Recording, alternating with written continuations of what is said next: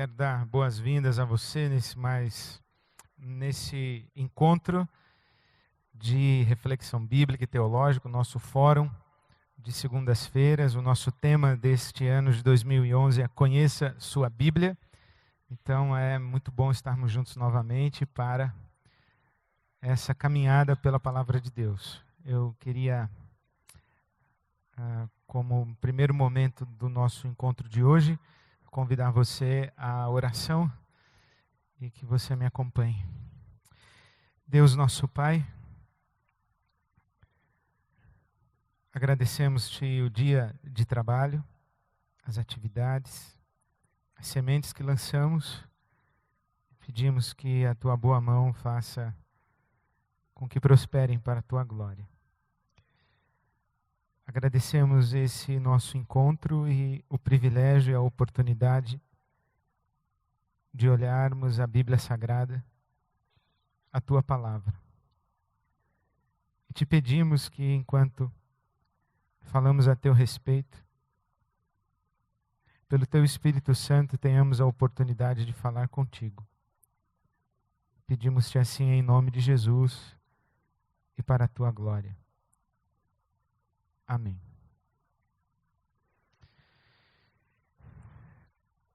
Conheça a sua Bíblia.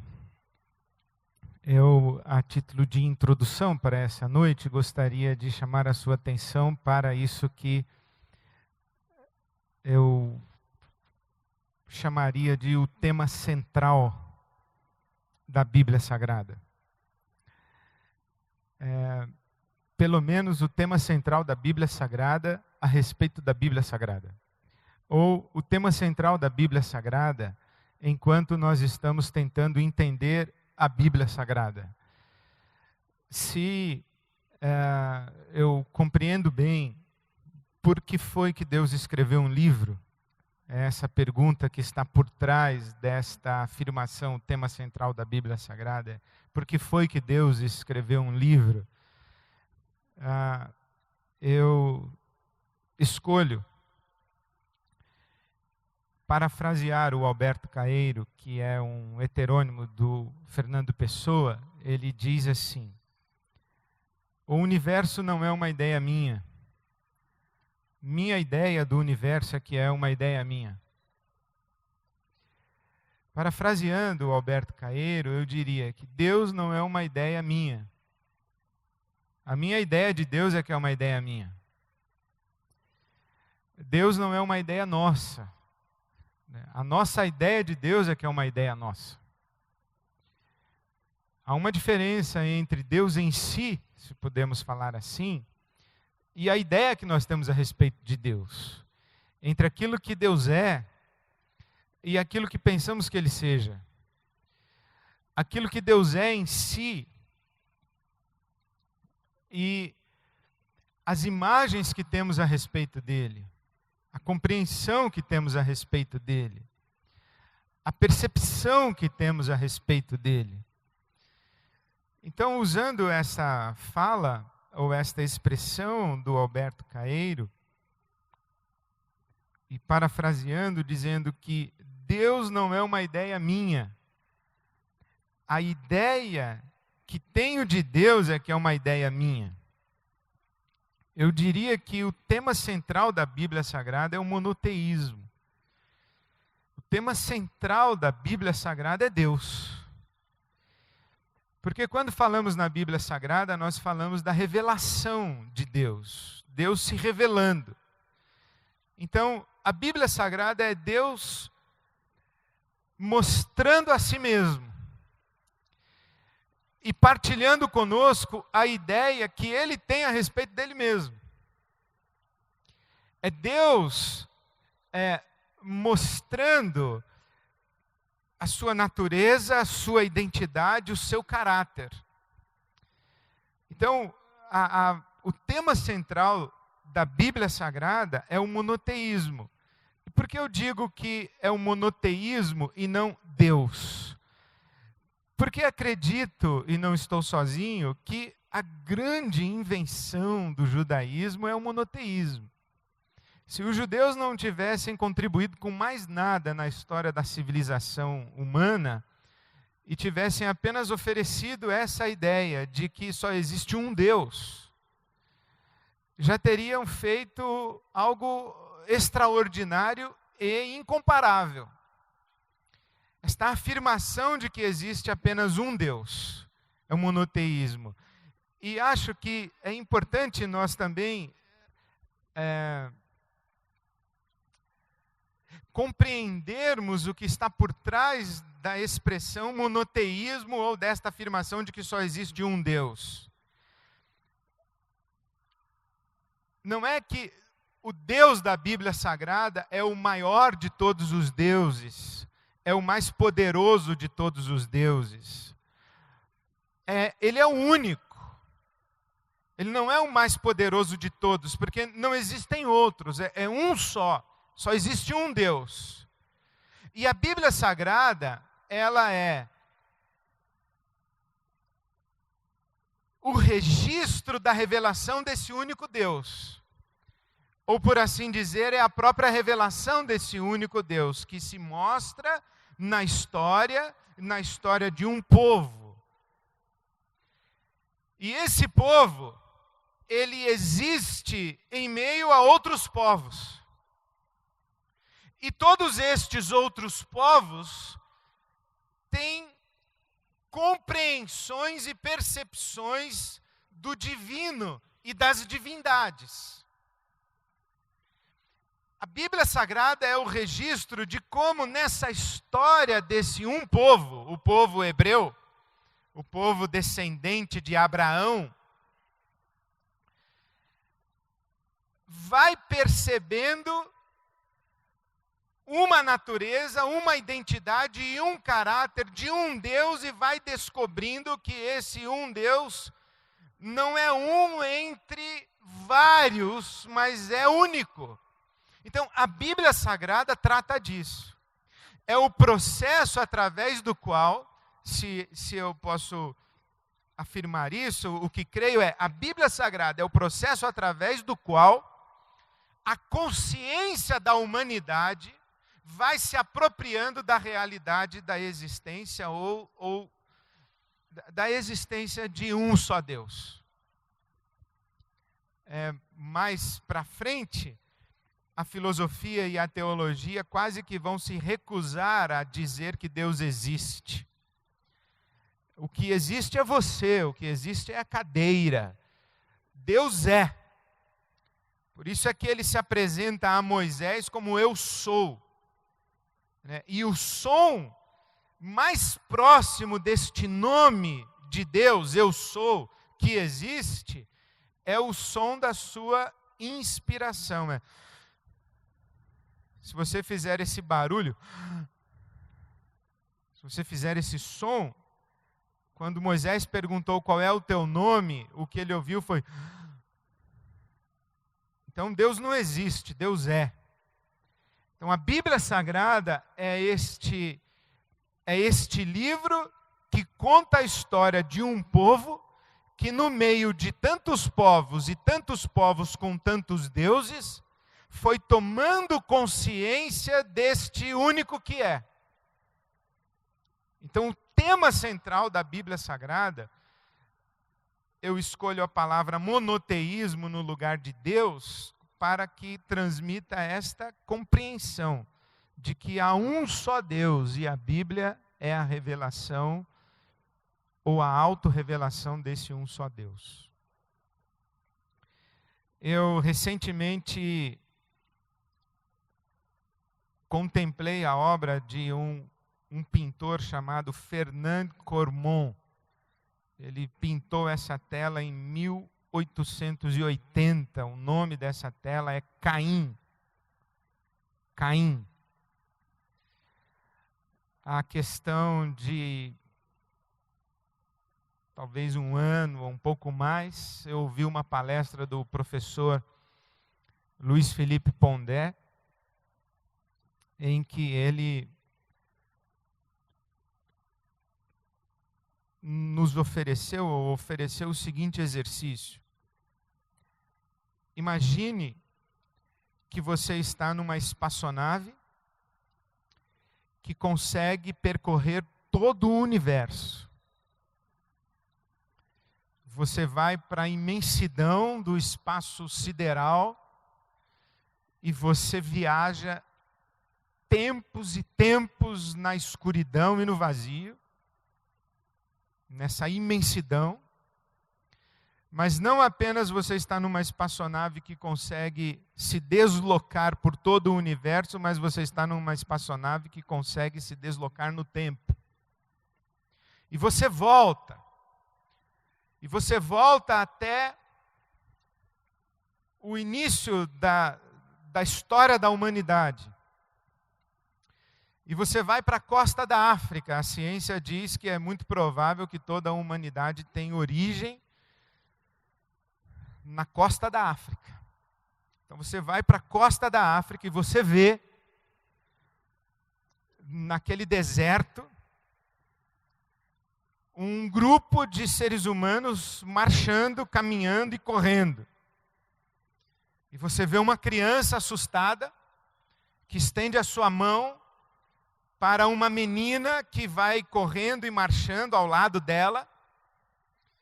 E enquanto a menina pequena tenta segurar a mão da menina maior, as duas tropeçam num velho que caiu, pisam na cabeça dele, caem, se sujam na areia e se levantam tropeçando.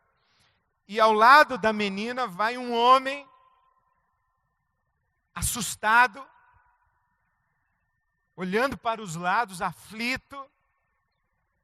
Ele acredita que ele está ouvindo vozes e ele se imagina perseguido por bichos de todo tipo. E ele vai com uma mulher ao lado dele, e a mulher tem uma barriga muito grande, dentro dessa barriga um feto que já não está mais vivo. E na sua pequenina caravana, algumas poucas crianças de colo, alguns outros homens assustados, algumas outras mulheres que se arrastam cansadas. Eles carregam bichos que acabaram de matar e ainda estão ensanguentados. E no meio dessa caminhada, a menina vê alguma coisa se mexer na terra, ela se abaixa e pega. Você, olhando da sua espaçonave, tem a sensação de que ela pegou um verme. É um negócio que se mexe na mão dela e ela come aquele bicho empoeirado ou cheio de terra. E aquela mulher que tem a barriga grande, ela está agonizando de dores. E ela cai no chão, olha para o alto e tem a sensação que lá existe um ser assustador que vai devorá-la a qualquer momento. E então termina o professor Luiz Felipe Pondé dizendo que esses são os nossos ancestrais, são os nossos antepassados. Eu ouvi essa história, deve ter bem uns 2 anos. Mas quando há poucos dias eu contemplei essa tela chamada Caim, eu lembrei da descrição.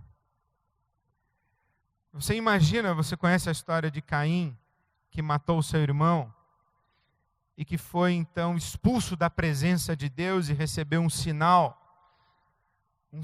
para que ele não fosse morto.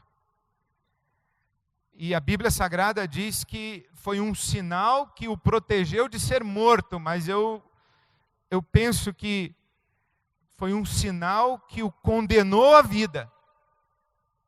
Não apenas foi um sinal que o protegeu de ser morto, mas foi um sinal que o condenou a continuar vivo depois de matar o irmão e depois de ter sido rejeitado por esse Deus, esse ser aí. Porque você imagina, Adão e Eva, o primeiro casal, os seus filhos, Caim e Abel.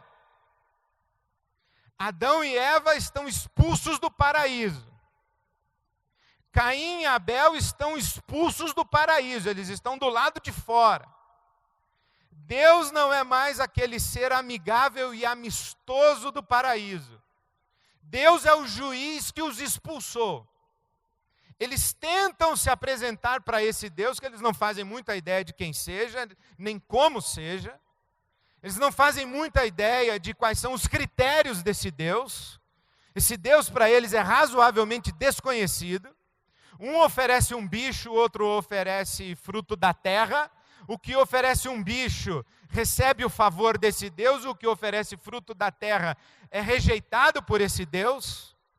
Então eles estão fora do paraíso diante de um ser que tem o poder de destruí-los, e esse camarada chamado Caim não conseguiu conquistar o favor deste ser. Cresce no coração dele a inveja pelo irmão, que é agraciado deste ser. Ele mata o irmão, é advertido por essa divindade, ou por esse ser supremo, ou por esse Deus, digamos assim. É advertido, o pecado está aí à tua porta e a ti compete dominá-lo, mas ele não domina o pecado, ele mata o irmão. Agora ele tem uma culpa diante do pai, Adão, ele tem uma culpa diante da mãe, a Eva, ele tem uma culpa diante desse Deus, ele tem um irmão morto, a mão está suja de sangue, esse Deus aparece novamente e o expulsa pela terceira vez. Porque a primeira expulsão é a expulsão do paraíso, a segunda é a rejeição do seu sacrifício, e a terceira é a condenação pelo seu crime. Então ele é lançado e sai carregando o que pode como um errante, né? Caim é um errante. Eu me pergunto, o que é possível para esse camarada saber a respeito de Deus? Agora, viaje no tempo novamente e chegue numa igreja que lê o Evangelho segundo São João e diz que Deus amou o mundo de tal maneira que deu o seu Filho unigênito para que todo aquele que nele crê não pereça, mas tenha vida eterna.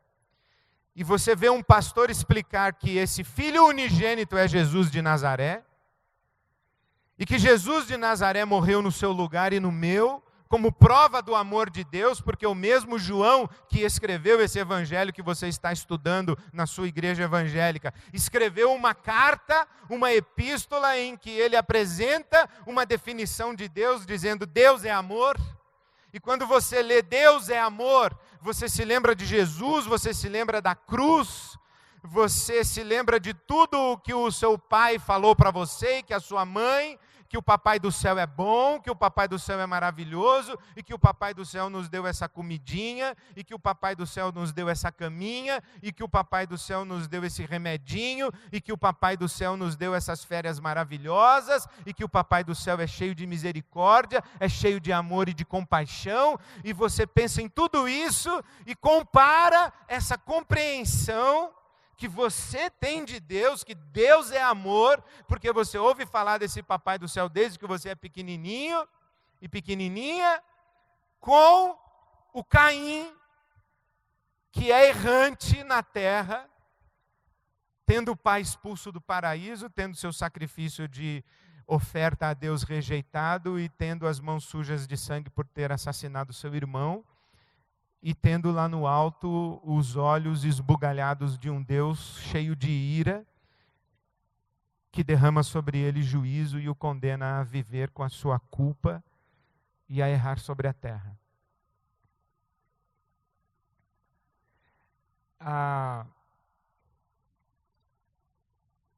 Pense nessa figura de Jesus Cristo num crucifixo.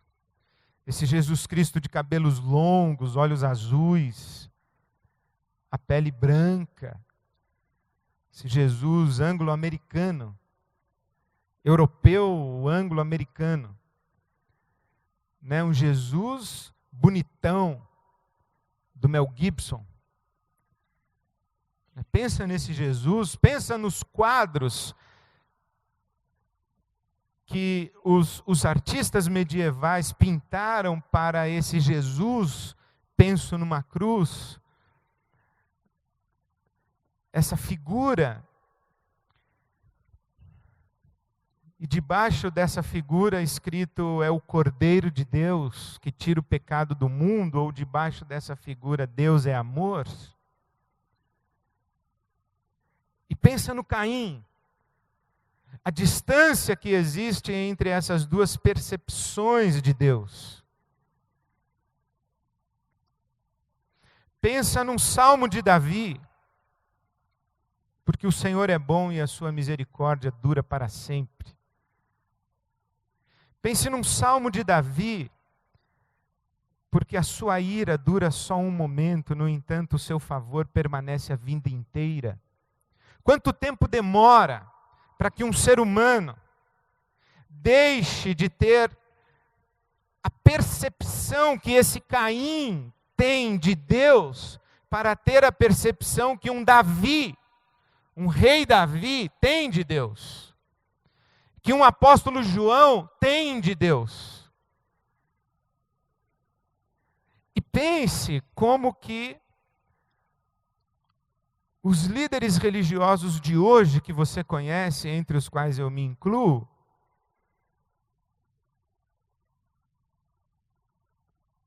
pense na percepção que os líderes religiosos de hoje têm a respeito de Deus. O Caim, o rei Davi, o apóstolo João e um bispo, ou um pastor evangélico. O que existe de coerência entre essas percepções de Deus? Qual foi o máximo de percepção, ou qual foi o máximo aproximado da percepção de Deus? Isto é, quando foi que um ser humano pensou sobre Deus mais próximo daquilo que Deus realmente é? E aquilo que você pensa hoje a respeito de Deus está a que distância daquilo que Deus realmente é? O nosso problema é que muito provavelmente sequer somos capazes de avaliar a distância que existe entre aquilo que hoje nós pensamos a respeito de Deus e aquilo que Deus realmente é. Quanto mais se nós pudermos saber o que Deus realmente é. A Bíblia Sagrada é esse registro de como a humanidade sai de Caim, o errante, passa por Abraão, Isaac, Jacó, José, Moisés, Samuel, Davi, Salomão, Isaías, Jeremias, Daniel, Mateus, Marcos, Lucas, João, Paulo apóstolo. E aí começa a cair. E nós estamos no ano de 2011. Aqui em cima tem o ápice, que é Jesus de Nazaré. O Velho Testamento vai preparando esse Jesus que chega, e o Novo Testamento traduz esse Jesus que chega para revelar a natureza, o caráter e a identidade desse Deus que olhou lá de cima para Caim, o errante. Então a Bíblia Sagrada tem esta finalidade e tem esta relevância na história da humanidade. Não é sem razão que a Bíblia Sagrada é o texto mais conhecido e, na verdade, não necessariamente a Bíblia Sagrada, mas com certeza a Bíblia Hebraica, o texto mais conhecido da humanidade. E essa Bíblia Hebraica que nós, cristãos, chamamos de Velho ou Antigo Testamento, dá origem ao judaísmo, ao islamismo e ao cristianismo, as três religiões consideradas monoteístas da civilização humana. Então, quando nós falamos da Bíblia Sagrada, nós falamos de uma coisa desse tamanho. Por isso é que eu creio que o tema central da Bíblia Sagrada é o monoteísmo. Feito esse preâmbulo, vamos facilitar agora as coisas e pedir licença ao sagrado e ao Deus da palavra de Deus, para nós tratarmos esse livro como uma peça literária. Uma peça literária. Então, vamos olhar para esse livro, a sua estrutura, a sua linha narrativa, etc, etc. É o que nós vamos começar a fazer daqui para frente, por alguns encontros, para depois nós voltarmos a pisar no solo sagrado do conteúdo da Bíblia. Então, coisa fácil. O Velho Testamento é assim dividido. O Velho Testamento é o arco do triunfo. Na primeira coluna, à sua esquerda, você encontra 5:12. No meio, 5. E na coluna da direita, 5:12. Você vai memorizar isso fácil. Aí estão todos os livros do Velho Testamento, da Bíblia chamada protestante, né? Nós já estudamos isso no outro encontro. Nosso Velho Testamento, nós que somos protestantes, tem 39 livros. Quantos livros tem o Novo Testamento? 27. Fácil de gravar. 39 no Velho, 3 vezes 9, 27 no Novo. Está vendo aí? Cabalístico. Então, 39, 27. Então, os 39 do Velho Testamento estão assim divididos. 5, os 5 primeiros da sua coluna da esquerda, Pentateuco. Os outros 5 do meio, poéticos. E os outros 5 da ponta, proféticos.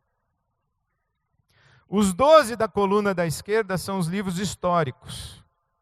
E os 12 da coluna da direita são os livros proféticos também.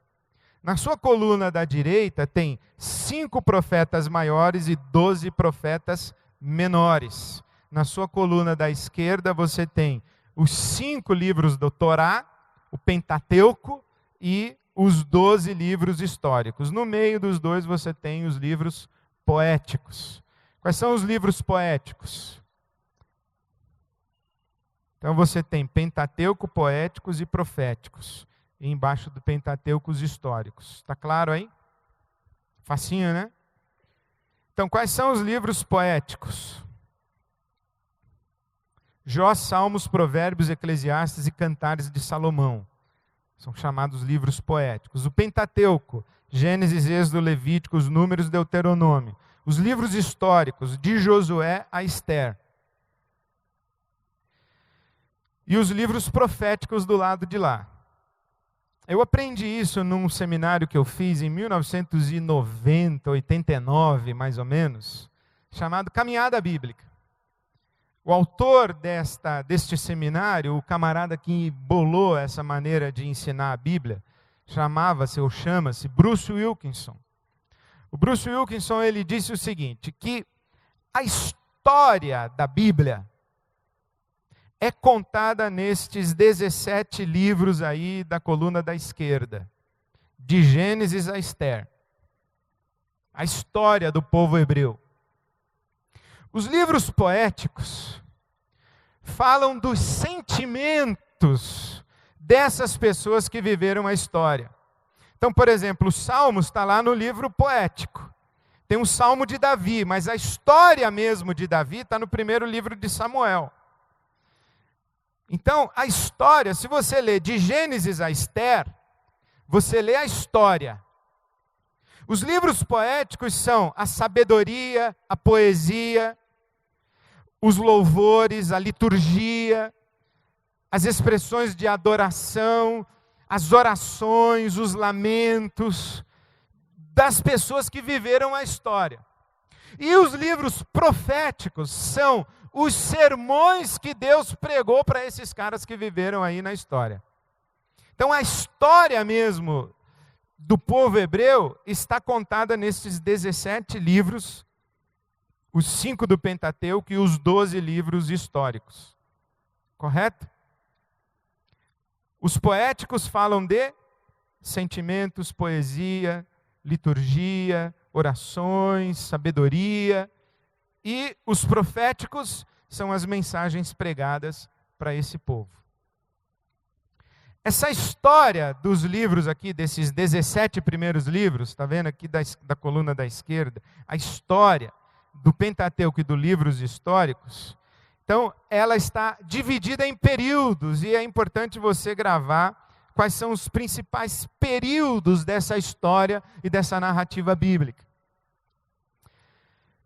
Criação, Gênesis, capítulos 1 e 2, a queda, no capítulo 3, expulsão do paraíso, dilúvio no capítulo 6, Babel no capítulo 11, aliança abrâmica, ou abraâmica, né? Está errado aqui, abraâmica, a aliança abraâmica, essa aliança de Deus com Abraão, eu trarei uma descendência, eu farei de ti uma grande nação, é Gênesis capítulo 12.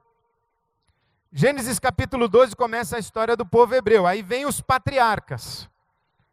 Abraão, Isaac, Jacó e alguns estudiosos colocam José. Gênesis conta só isso. Vai até a história de José quando José chega no Egito. Correto? No Egito. No Egito, isso aqui vai ficar disponível no site para você. Não se preocupe em copiar, porque todos os slides estão disponíveis no site para você. No Egito, aí você encontra a história de José no Egito. Você vê a escravidão desse povo, uma escravidão que dura quantos anos? Quantos? Quanto tempo o povo hebreu fica escravo no Egito? 420 anos. 420 anos. Procura na sua Bíblia que você vai achar. 420. Nós costumamos falar 400, mas não. São 420 anos de escravidão no Egito. Depois de 420 anos de escravidão no Egito, aparece essa figura extraordinária chamada Moisés.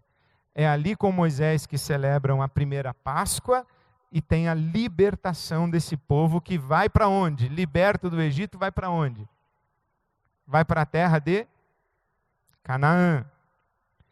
A caminho da terra de Canaã, eles fazem uma parada. E aí a aliança abraâmica, ela é acrescida da aliança mosaica, no Sinai. Eles estão saindo do Egito, cruzaram o Mar Vermelho, estão indo para a terra de Canaã. Quanto tempo demora a viagem entre o Egito e a terra de Canaã? Quanto? 3 meses. 3 meses. 3 meses depois que eles saem do Egito, eles chegam na margem de Canaã. 3 meses. Aí Moisés escolhe 12 espias. Mas nessa parada aí no Sinai, eles recebem as tábuas da lei, eles recebem as orientações sobre os levitas e os sacerdotes e as orientações a respeito do tabernáculo. A aliança mosaica está aí, nos livros de Êxodo, de Levíticos e de Números, conta essa história daí. Correto? Terra prometida. 3 meses depois eles chegaram na terra prometida. Josué e Caleb são os únicos 2 espias dos 12 que foram olhar a terra. Lembra dessa história? 3 meses de viagem, chegaram lá, olharam a terra, voltaram os 12 espias e falaram: olha pessoal, a terra é maravilhosa, mas o pessoal que mora lá é grande. A terra é habitada por gigantes. Aí a comissão de 12 se reúne, 10 votam para não entrar. Nós vamos apanhar desse pessoal, a terra está ocupada. E Josué e Caleb dizem: não, Deus vai nos dar essa terra, Ele prometeu que daria, Ele vai dar essa terra para nós. Só que Josué e Caleb são vencidos. Então o que é que Deus faz? Pega essa geração que saiu do Egito, anda com ela no deserto durante 40 anos, aí morre todo mundo, menos Josué e Caleb. Morre todo mundo, aí tem uma outra geração. Então, primeira viagem, 3 meses. A segunda viagem, 40 anos. A segunda geração, então, para na porta de Canaã. Mas antes de parar na porta de Canaã novamente, Deus renova com a segunda geração a lei. Por isso que você vai ler na sua Bíblia, você tem os 10 mandamentos em Êxodo 20, e você tem os 10 mandamentos em Deuteronômio 5. O que é Deuteronômio? A nova lei. Deuteronomos. A nova lei, mas não é nova no sentido de outra, é a repetição da lei. Êxodo 20 é a lei para a primeira geração. Essa que morreu no deserto aí nos 40 anos. A nova geração para de novo e aí tem Deuteronômio 5, a repetição da lei. Moisés reúne o povo e fala: pessoal, é o seguinte, primeira geração morreu porque não quis entrar, agora é a nossa vez, vamos decidir se a gente vai entrar ou não vai entrar. E antes de vocês decidirem, deixa eu rememorar para vocês aqui o projeto de nação que Deus quer colocar nessa terra. Então ele dá Deuteronômio, repete toda a lei para a segunda geração. Aí eles entram na terra. Deuteronômio, conquista da terra prometida. E eles na terra prometida dividem a terra entre as 12 tribos. Então dividiram a terra em quantas partes? 11 partes. Porque eram 12 tribos, mas a tribo dos levitas não tinha terra. Por quê? Vivia da oferta dos dízimos e das contribuições das outras 11 tribos. Então a terra foi ocupada por 12 tribos, mas dividida em 11 partes. E nesse período, Israel, ou o povo que está se estabelecendo ali, essa nação, tem um governo. Como que Israel é governado? Pelos juízes. Aí é que você entende o livro dos juízes. Está entendendo? Ó, Gênesis contou a história da criação, a queda, expulsão do paraíso, dilúvio, Babel e Abraão. Aí contou a história dos patriarcas até José, quando José chega no Egito e os descendentes de Abraão se multiplicam no Egito. São libertos com Moisés. Aí nós já estamos no livro do Êxodo. Aí eles param, refugam. Números é a peregrinação pelo deserto.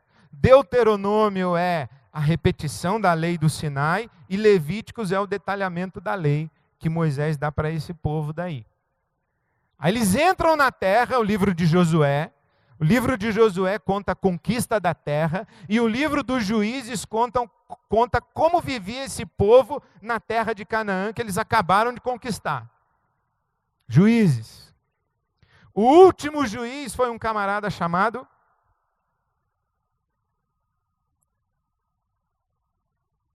Samuel. Samuel é o último dos juízes. E é Samuel que recebe uma comitiva lá do povo que diz assim: Samuel, é o seguinte, nós observamos que todas as nações em volta têm um rei, nós queremos um rei também. Samuel então vai falar com Deus e diz assim: Deus, os caras querem um rei. E Samuel fica muito triste porque ele se sente rejeitado como governante. Ele se sente rejeitado como governante. E Deus diz para ele: olha, o povo não está te rejeitando a ti como governante, mas a mim como Deus. Depois desse período dos juízes, aliás, o nome de alguns juízes aí, alguém pode lembrar? Débora, Sansão, Gideão, Jefté, e por aí vai. A gente vai estudar os juízes depois, detalhadamente, cada período desse da história. Uma vez que o povo pede um rei, Israel entra num período chamado de Reino Unido. Eles vivem mais ou menos 400 anos na terra de Canaã sem um rei. Eles vivem lá no período dos juízes mais ou menos uns 400 anos. Aí eles pedem um rei, aí entra o período do Reino Unido. As 12 tribos, então, obedecem a um único rei. O primeiro rei é Saul, o segundo rei é Davi, e o terceiro rei é Salomão. 40 anos de reinado para cada um deles. 40 anos para Saul, 40 para Davi, 40 para Salomão. Reino unido. Israel é um povo só, um território só, um estado só, um rei só. Quando acontece isso, de Salomão morrer, o filho dele, Roboão, herda o trono.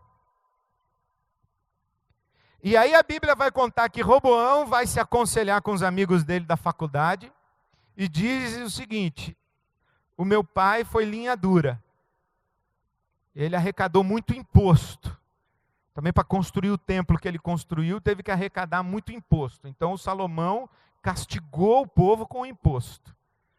E o Roboão vai perguntar para os amigos dele. Tinha acabado de chegar de Harvard, fez um curso lá sobre governo. E ele conversa com o pessoal de Harvard, fala: escuta, o que eu faço? Os ministros do tempo do pai dele, o Salomão, dizem: pega leve, o povo está extenuado, o povo está espoliado.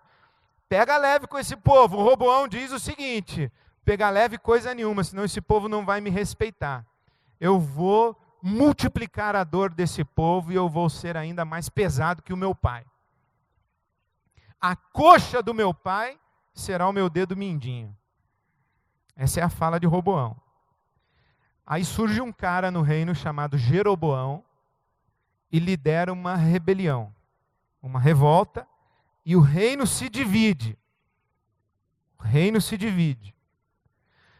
O reino do norte, 10 tribos seguem Jeroboão e apenas 2 tribos ficam com Roboão. Reino do norte vai se chamar Israel, Reino do sul vai se chamar Judá. Capital do Reino do norte, Samaria. Capital do Reino do sul, Jerusalém. Então é reino dividido, aí entra num período de 400 anos. É nesse tempo do reino aí dividido que surgem os profetas. Os profetas começam a pregar para esse tempo aí, porque olha, o reino do norte teve uma sucessão de reis. Quantos foram? 19. O reino do sul teve uma sucessão de reis. Quantos foram? 20. O reino do norte teve... o reino do sul, dos 20, teve 8 reis que foram fiéis a Deus. Josias, Ezequias, 8 de 20. No reino do norte, de 19, quantos? 0. Nenhum fiel a Deus. Então, quando chega o ano 722 antes de Cristo, 722 antes de Cristo, a Assíria, capital Nínive, invade o reino do norte e manda todo mundo embora e toma posse do território. Aí os profetas vão para o reino do sul e começam a dizer: ó, vocês viram o que aconteceu no reino do norte. Os caras não foram fiéis, Deus deu um espalha-brasa lá, voou pena para tudo que foi lado. É bom vocês colocarem a casa em ordem, é bom vocês abandonarem a idolatria de vocês, a imoralidade de vocês, vocês se aprumem aí no sul, porque o norte foi para o espaço. A Assíria chegou e ocupou o território, deu um espalha-brasa. Depois da Assíria, no ano 587, a Babilônia invade o reino do sul, destrói o templo de Salomão, toma Jerusalém e pega a nata desse povo lá do reino do sul. Aliás, as 2 tribos do sul que ficaram fiéis foram Judá e Benjamim. Porque Jesus é o leão da tribo de Judá. Paulo, apóstolo, quando se apresenta aos filipenses, ele diz que é da tribo de Benjamim. Israel tinha na tribo de Benjamim a sua tribo mais guerreira. Israel formava-se para a guerra numa estrutura militar, uma estratégia militar assim de um triângulo, como se fosse a ponta de uma lança. O exército de Israel lutava contra os seus inimigos. E a primeira tribo que fazia a ponta do exército de Israel era a tribo de Benjamim. Eram os maiores guerreiros de Israel. E o grito de guerra de Israel era: atrás de Benjamim, ó Israel. Então Paulo era da tribo de Benjamim. Então as duas tribos do sul, Judá e Benjamim. Quando é o ano 587, a Babilônia invade, já não é mais o Império Assírio quem está no comando, no poder, não é mais a Assíria, grande potência mundial, a Babilônia invade, leva para o exílio, para o cativeiro, o povo, e faz o povo construir ponte lá na Babilônia, hospital, escola, praça, chafariz, e viaduto, e por aí vai. A postura de expansão da Assíria era ocupar o território e mandar o povo embora. A postura expansionista da Babilônia era dominar um povo e levar o seu povo, e deixou a terra lá abandonada. Porque foi lá e pegou todo mundo de Israel que pôde, das duas tribos do sul, e levou para a Babilônia, para trabalhar lá na Babilônia. Só que esse aí é o período do cativeiro babilônico. Dura quanto tempo? 70 anos na Babilônia. Cativeiro na Babilônia, 70 anos. Depois da Babilônia, então, primeiro império assírio. Ocupa a terra e manda todo mundo embora. Segundo império babilônico. Pega o povo da terra, deixa a terra lá e leva o povo para trabalhar na Babilônia. Depois da Babilônia vem o Império Persa. Vem o Império Persa. Qual é a política do Império da Pérsia? Eu não quero nem esse território e nem quero esse povo aqui trabalhando aqui para mim. Eu quero esse povo conquistado lá no território dele, trabalhando lá e mandando a grana para cá. Correto? É inteligente. Porque a Assíria tomou conta do território e deu um espalha-brasa no povo, foi todo mundo embora. A Assíria, como império opressor, descartou mão de obra escrava. Tá certo? Mandou o povo achar outro lugar para morar. A Babilônia levou a mão de obra escrava, mas descartou o território e a riqueza do território. O que a Pérsia fez?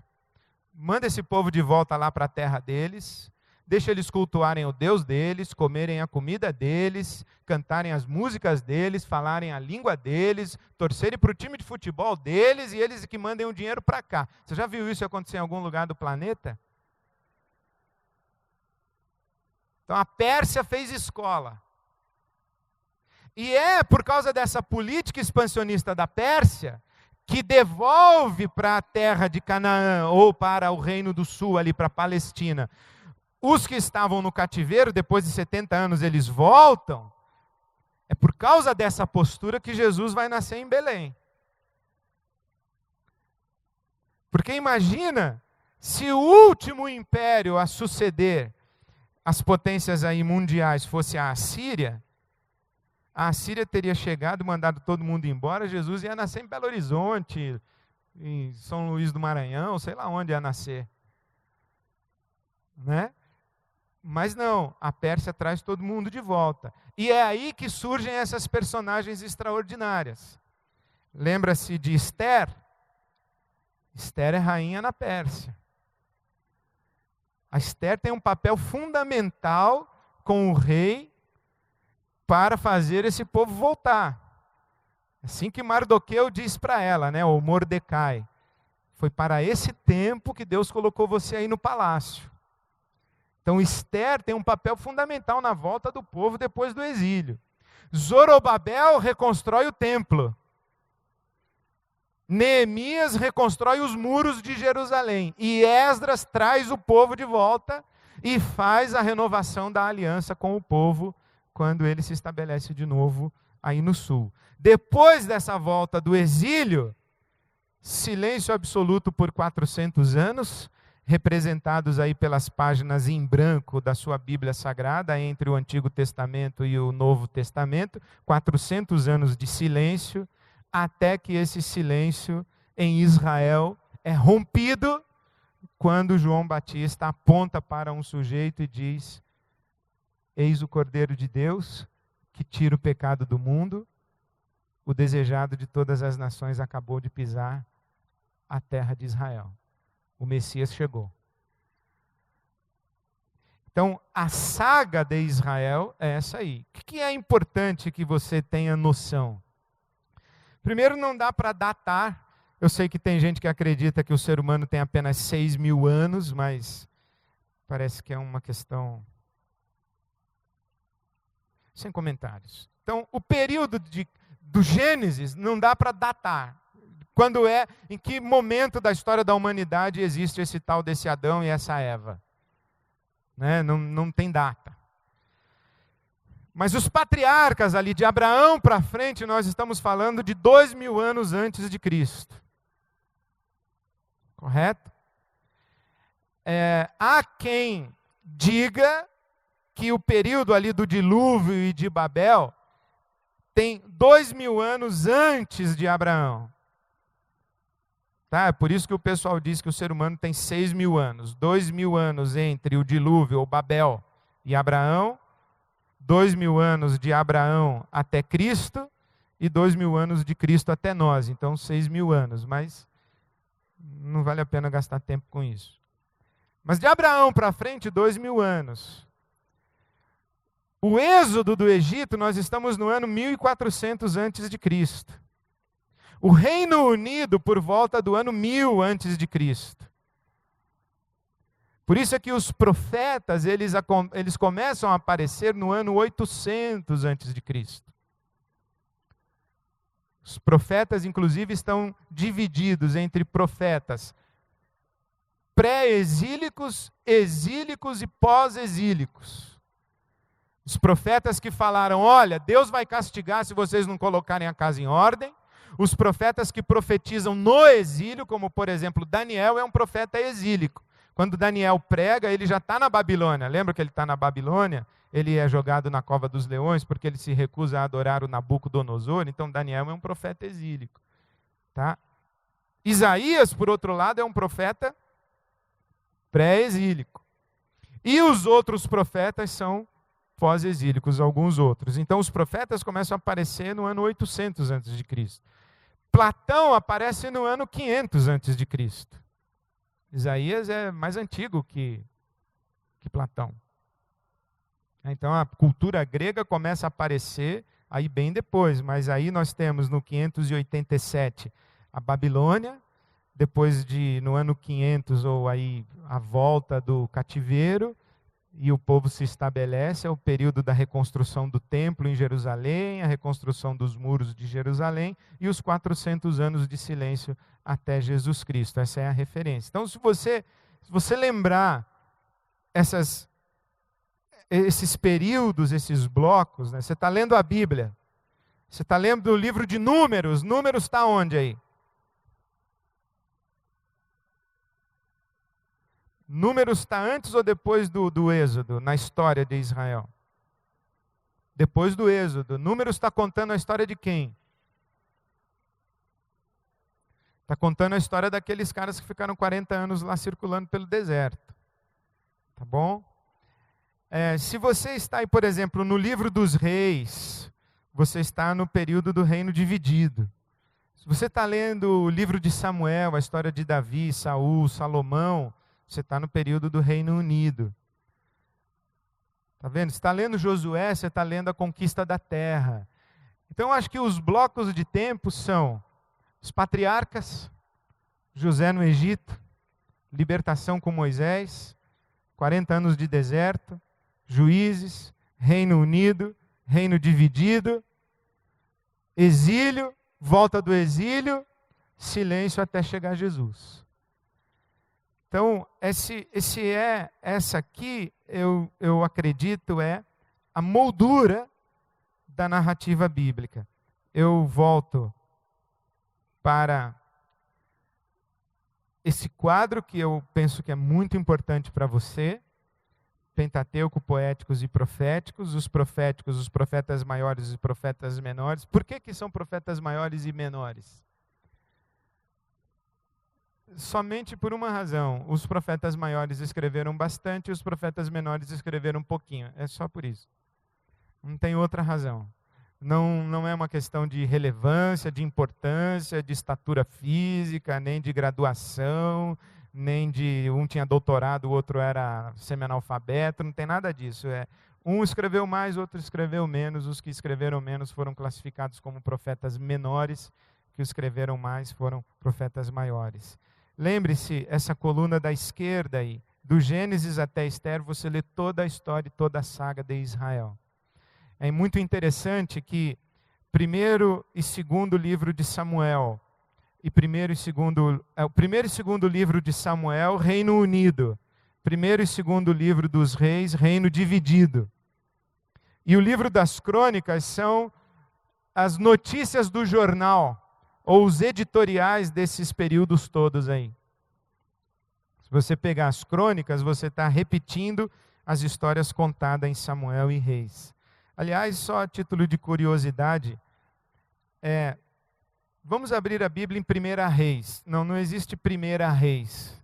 É primeiro livro dos reis. É masculino. Primeiro livro dos reis. Tá certo? Vamos abrir a Bíblia em 1 Timóteo. Primeira carta a Timóteo. Então é primeira a Timóteo. Primeiro de Samuel. Primeira aos Tessalonicenses. Pegou? Só fechou parênteses. Então, é importante você saber essa estrutura aqui do Velho Testamento e é importante você ter uma compreensão de quais são os grandes blocos de tempo em que essa história aí está sendo contada. E eu insisto que enquanto nós estivermos olhando essa história, ao longo dos nossos próximos encontros, nós estaremos em busca de identificar esse Deus que vai se revelando e se apresentando como o único Deus. Quem é esse Deus? Qual a identidade dele, qual o caráter dele? Ele como o único que se revela a partir de um povo, mas que tem ambições universais, que são explicitadas nas últimas palavras de Jesus, antes de sua ascensão. Vocês serão cheios do Espírito Santo e serão minhas testemunhas tanto em Jerusalém, como em toda a Judéia e Samaria e até os confins da terra. Porque esse Deus que se apresenta e se revela a um povo a partir de Jerusalém, a partir de Sião, a partir da descendência de Abraão, esse Deus, ele é o único sobre todo o universo e até, no nosso caso, os confins da terra. A minha oração é que, ao longo desses encontros, nós sejamos capazes de conhecer melhor a história de Israel e conhecer melhor esse Deus e Pai de nosso Senhor Jesus Cristo. Amém. Já veio uma pergunta aqui que eu não sei responder, eu tenho que pesquisar. Quando o povo começa a ser chamado de povo hebreu? Não sei. Tem uma explicação aqui que eu não vou arriscar dar a explicação agora, porque eu vou me perder, eu vou explicar errado. Mas tem uma explicação muito interessante. Por que é povo hebreu?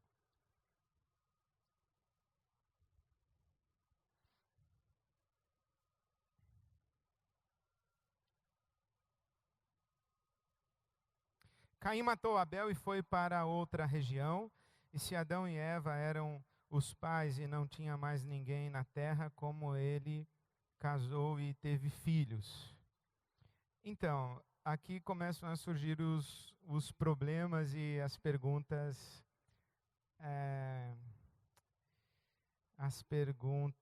que a resposta não devia ser gravada. Mas de onde nós tiramos a ideia de que não havia mais gente na terra? de que só existia realmente um primeiro casal. Lembre-se, a Bíblia não é um livro de ciência. A Bíblia não está contando, não é uma narrativa científica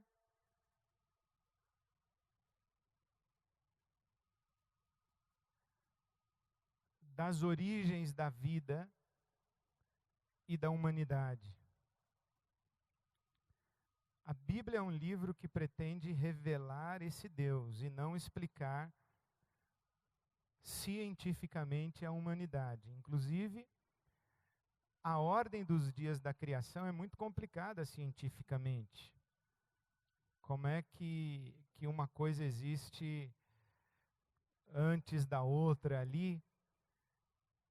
Se no primeiro dia Deus fez A, como é que no segundo dia tem o B?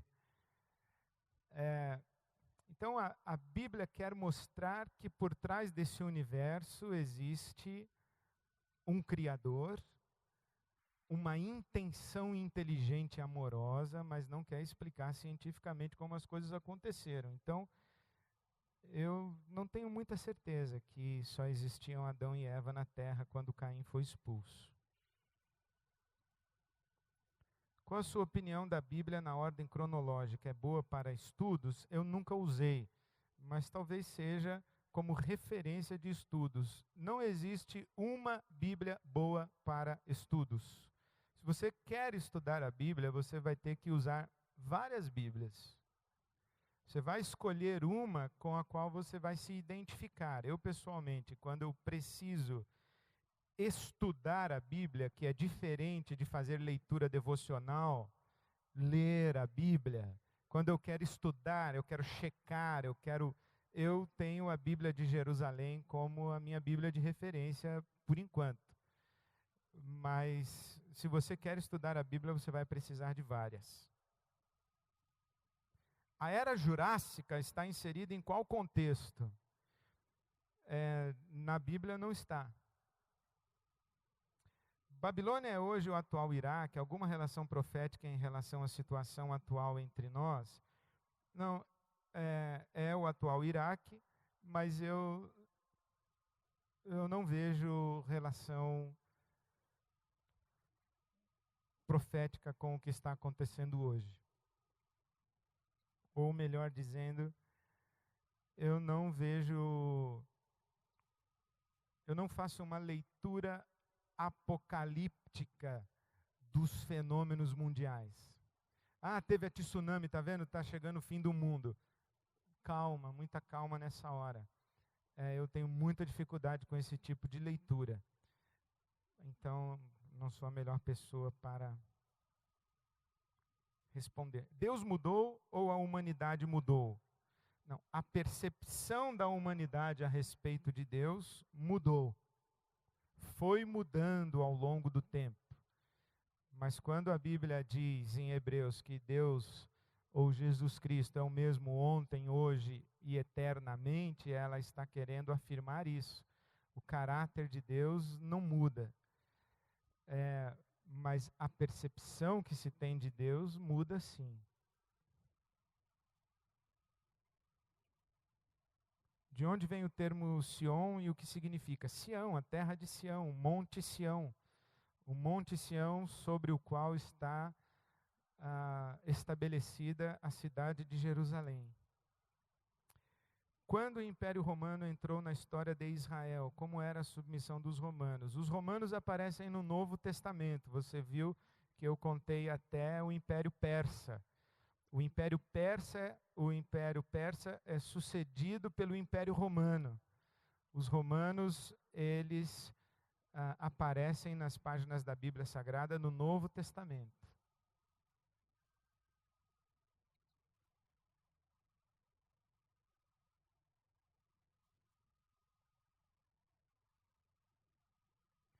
Quantas tribos? 12 tribos. Temos que verificar a narrativa bíblica e encontrar o nome das 12. Você faça isso, você vai achar. São 12 tribos, as tribos de Israel, os 12 filhos de Jacó. Não tem a ver com os filhos de José, tem a ver com os filhos de Jacó, tá bom? A obra de Deus é tão linda quanto ele. Fale-nos então do momento de tristeza de Deus e arrependimento de Deus no Gênesis, que ele se arrependeu de ter criado a humanidade. Essa é uma outra pergunta muito interessante, que a teologia vai se dividir na hora de explicar. Se você faz uma leitura grega da Bíblia Sagrada, Deus não pode se arrepender. Deus não pode se arrepender porque o perfeito não se arrepende, né? Porque o perfeito, se ele se arrepende, ele está dizendo que ele não era perfeito. Tá certo? Então, na filosofia grega, o conceito de perfeição é um conceito de natureza do ser. Um conceito ontológico. E o que é perfeito não pode mudar. Porque se ele muda para pior, deixa de ser perfeito. E se ele muda para melhor, é porque antes não era perfeito, porque podia melhorar. Então, na filosofia grega, o perfeito não pode mudar. Só que, lembra que eu falei que o Platão apareceu, o Isaías já tinha morrido? A mentalidade hebraica para falar de perfeição de Deus é outra. Deus não é apresentado na Bíblia Sagrada senão a partir das suas relações. O Deus da Bíblia Sagrada, ele é passional. Ele se ira, ele se alegra, ele se enfurece, ele se compadece. Então eu vejo que o Gênesis está falando dessa passionalidade de Deus, um Deus em relação. Você lê o Salmo 78 que você vai ficar desesperado, desesperada, porque o Salmo 78 diz o seguinte, que Deus um belo dia se encheu de Israel, se encheu, largou de mão. Aí depois um anjo deve ter ido lá falar com ele, ou o filho dele, ou sei lá quem falou com ele, e ele falou, tudo bem, então eu vou voltar. Aí ele volta. E o salmista diz que Deus acorda como um bêbado acorda, como se Deus tivesse ficado bêbado. Salmo 78 conta essa história, que Deus se encheu de Israel, tomou um porre, caiu lá no sofazão. Quando ele acordou do bode dele, ele foi ver em que situação estava Israel e retomou a caminhada com Israel. Mas teve um momento que ele abandonou. Como é que você vai explicar isso se você tem o referencial da cultura grega do perfeito? Como é que Deus abandona, depois muda de ideia e volta? Então, o Deus da Bíblia ele não pode ser lido com essas lentes da perfeição grega. Ele tem que ser lido com as categorias das relações da cultura hebraica. Tanto é que, enquanto os filósofos gregos discutem a matéria e a constituição do universo, a natureza do ser, os profetas estão debatendo o órfão, a viúva e o estrangeiro. O debate dos profetas é ético. O debate dos profetas é um debate de relações humanas e de relações com Deus. Não é da natureza do ser. Então, quando você lê na Bíblia que Deus se arrependeu, que Deus se irou, Deus se compadeceu, leia nessa categoria dos relacionamentos. E o Deus da Bíblia é um Deus passional, não é o Deus estático, imóvel dos gregos.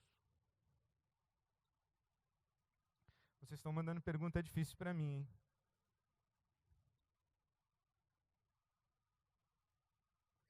Essa pergunta aqui sobre taoísmo, eu não sei responder, não. Não sei nem as de cristianismo direito, de taoísmo, então, nem me diga. A ligação entre o atual Estado de Israel e as promessas ao povo de Israel. Há uma corrente teológica que diz que absolutamente sim. Eu faço parte da corrente teológica que diz que absolutamente não. Tem nada a ver o Estado de Israel de hoje com o Estado de Israel da Bíblia Sagrada. Inclusive, se você vai ler Gálatas, se você vai ler Romanos, você vai ver o apóstolo Paulo falar categórica e taxativamente que os que são da fé é que são a verdadeira descendência de Abraão. Numa afirmação muito simples, a igreja é o Israel de Deus. Não a igreja do Novo Testamento, mas a igreja como esta comunidade de gente de toda raça, tribo, língua e nação. Esse é o verdadeiro Israel de Deus, diz o apóstolo Paulo aos Gálatas. Os que são da fé é que são o verdadeiro Israel de Deus. Agora, se Deus tem alguma pendência com esse povo que é descendência de Abraão, que ainda existe, que é o que dá a entender Romanos 8, 9 e 10, ou Romanos 9, 10 e 11, essa é uma discussão intensa, mas eu penso que o Estado de Israel não é uma continuidade daquele Estado da Bíblia Sagrada. No Alcorão pode revelar algo sobre Deus?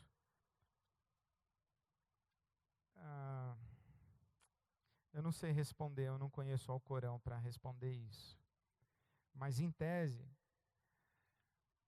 Alá é o Deus de Abraão.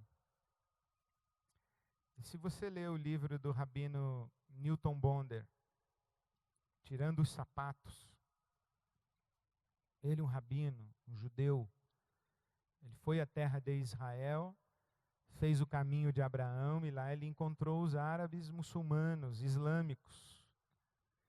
E na tradição dos árabes islâmicos, o filho da promessa é Ismael, não é Isaac. Isaac é o falso. O filho da promessa é Ismael. E o rabino Newton Bonder conta o susto que ele levou e como ele se sentiu quando ele foi tratado como descendente do filho bastardo. Que é como nós tratamos os descendentes de Ismael. Os descendentes de Ismael é que são os filhos descendentes do filho bastardo, não os descendentes de Isaac. Então, em tese, Alá é o Deus de Abraão.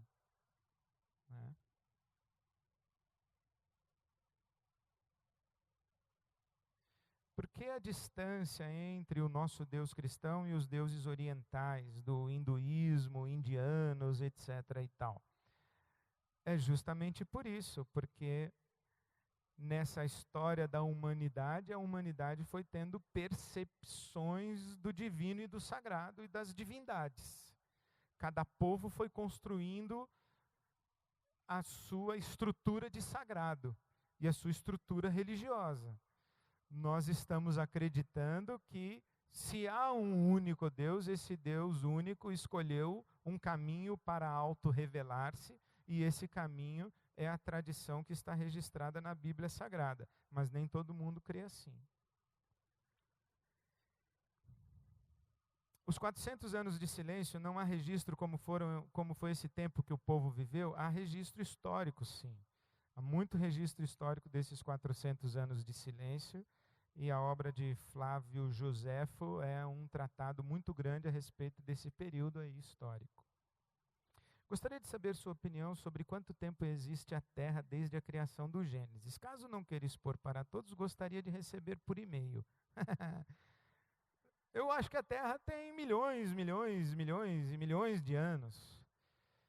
E eu acho também que a ciência está certa quando diz que o Homo sapiens sapiens tem 40 milhões de anos. Eu não tenho dificuldade de acreditar nisso. Aliás, tem uma coisa muito interessante que eu acho, que o livro do Darwin é a origem das espécies, não é a origem da vida. Ele só tenta explicar como é que as espécies foram se fragmentando. Se a explicação dele é cientificamente aceitável ou não, também não tenho condição de julgar. Pelo que parece, não é tanto assim. Mas eu não tenho dificuldade de acreditar que Deus é a origem da vida e origem da vida inteligente, capaz de se reproduzir como se reproduziu e se diversificou. Mas isso é uma questão muito pessoal. como 11 tribos se transformaram em 10 de Israel e 2 de Judá. Não, não são 11 tribos, são 11 territórios. São 12 tribos. A terra que foi dividida em 11 territórios. Tá? Existiu uma geração pré-adâmica? Qual a sua ideia? Eu tenho uma ideia que existiu.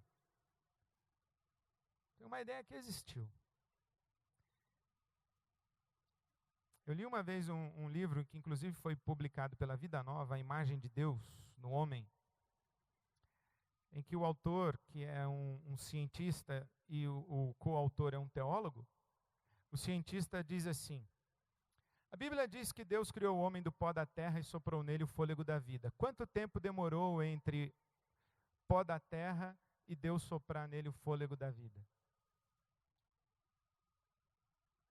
Será que demorou? Deus fez um bonequinho de barro e... Será que foi assim?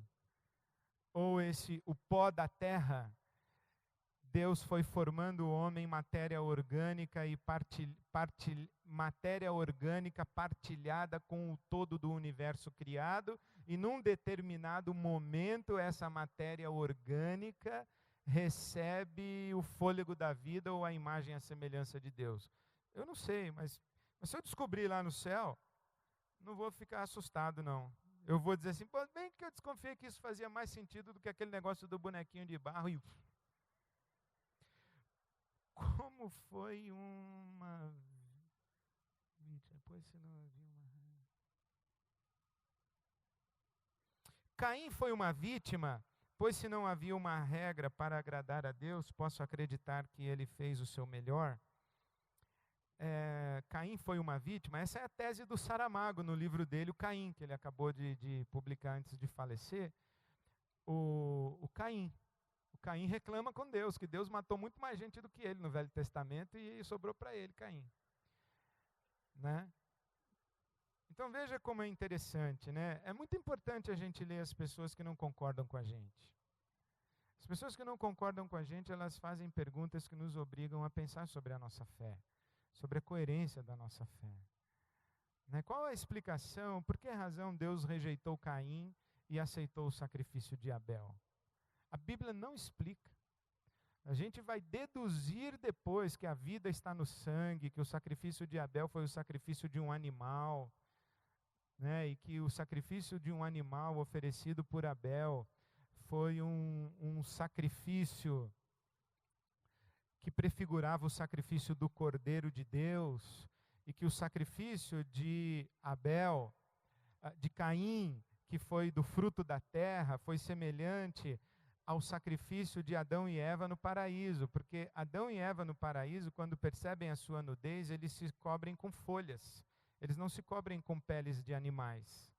Mas as folhas não foram suficientes para desviar a ira de Deus que estava posta sobre Adão e Eva. Assim como as folhas de parreira que cobriram Adão e Eva não foram suficientes para contentar Deus, e Deus julgou o casal, para cobrir o pecado do casal, também o fruto da terra não seria suficiente para cobrir o pecado de Caim. É por isso que o sacrifício do animal de Abel é aceito e o sacrifício do fruto da terra de Caim não é aceito, mas isso é uma dedução muito posterior. Você imaginar que o Caim ia saber disso tudo daí é muito complicado, né? Ainda bem que está acabando aqui.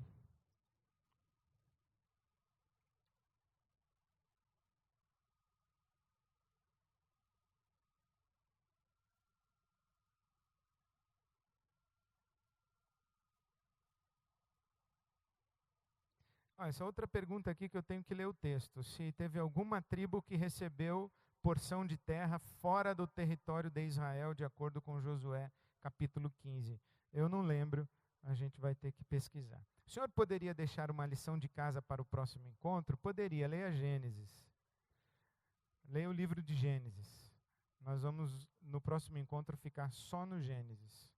Tá bom? E vamos aprofundar essa história da criação, da queda, dilúvio, Babel e dos patriarcas, Abraão, Isaac, Jacó e José.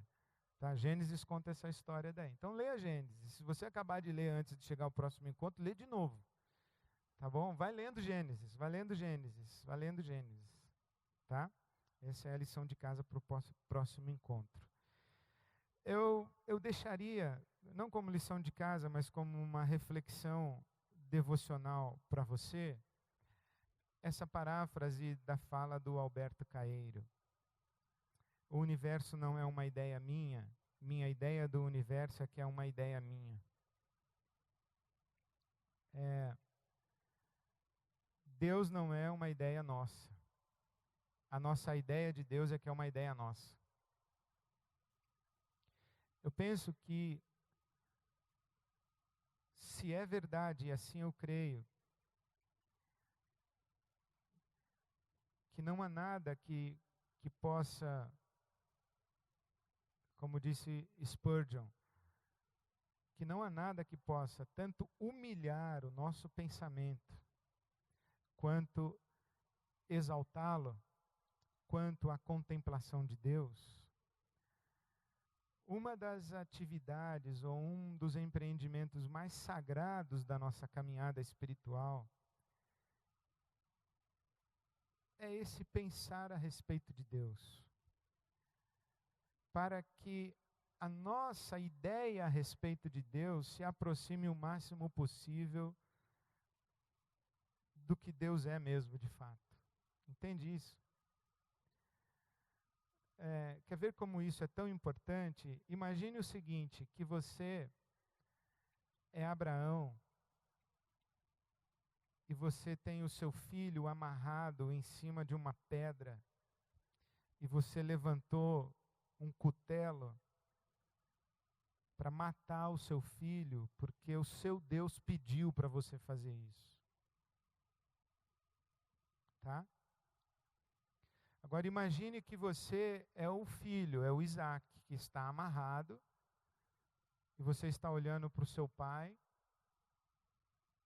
e o seu pai, imagino, está chorando, lágrimas dele estão pingando em cima de você, e ele está dizendo: meu filho, isso é para Deus, isso é para Deus, é por causa de Deus que eu tenho que fazer isso, e você está olhando ele. Você acha que os dois ali têm a mesma percepção de Deus? Eles sentem Deus da mesma maneira, eles entendem Deus da mesma maneira, eles se relacionam com Deus da mesma maneira. Então veja como as nossas experiências na vida determinam ou influenciam, na melhor das hipóteses, influenciam muito a nossa percepção de Deus. Né?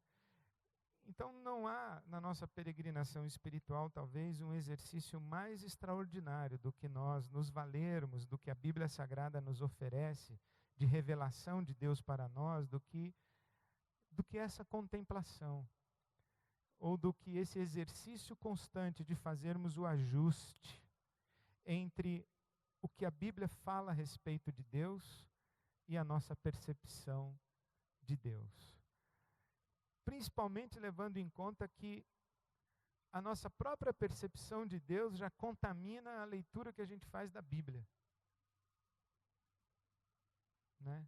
Então, se a gente leva a sério mesmo a nossa peregrinação espiritual, não dá para você dormir no barulho de um pessoal que se converteu ontem, é semi-analfabeto e já vai ditar ordem de teologia e de regra moral e vai fundar a igreja, vai ter programa de televisão e de rádio, o cara não sabe nem falar português, quer explicar a Bíblia, com todo respeito.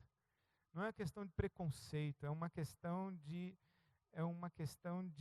seriedade. Uma questão de seriedade. O nosso exercício de investigar a Bíblia Sagrada na dependência do Espírito de Deus para que o nosso entendimento seja iluminado, para que a nossa compreensão de Deus vá se ajustando cada vez mais àquilo que Deus realmente é. Eu penso que o trabalho de casa mecânico é ler o Gênesis. Mas enquanto você lê o Gênesis, o verdadeiro trabalho de casa é isso. É ler o Gênesis de joelhos, como dizia Lutero, a Bíblia deve ser lida de joelhos. É ler o Gênesis de joelhos para que o Espírito de Deus vá ajustando as duas imagens, aquilo que o Deus revelou de si mesmo e aquilo que você pensa a respeito de Deus, para que elas vão se aproximando, possam ir se aproximando o máximo possível. É o meu desejo, tanto para mim quanto para todos vocês. Amém? E uma boa noite a todos. Que Deus os leve na sua graça, na sua paz.